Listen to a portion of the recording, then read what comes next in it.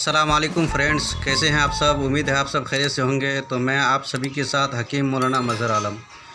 दोस्तों, देख रहे हैं आप यहाँ पर शरबत इंजबार के नाम से ये शरबत है हमदर्द का और कुर्स बंदिश खून। तो जिन औरतों का माहवारी बहुत ज़्यादा होता है, खून बहुत ज़्यादा आता है ज़्यादा जारी हो जाता है, क्योंकि ये बहुत ही मोहलिक बीमारी है, इससे इंसान हलाक भी हो सकता है। तो दोस्तों, मैंने समझा कि इसके बारे में जानकारी रखना ज़रूरी है, कभी भी वक्त आ सकता है, ज़रूरत पड़ सकती है। तो मैंने सोचा कि इसके बारे में आपको नॉलेज दे दूं। तो किसी को अगर बहुत ज़्यादा खून आ रहा हो और आप तुरंत उसको बंद करना चाहें तो इस शरबत को 2 ढक्कन आप हल्का पानी, 1 ढक्कन पानी के साथ मिलाकर पिला दीजिए।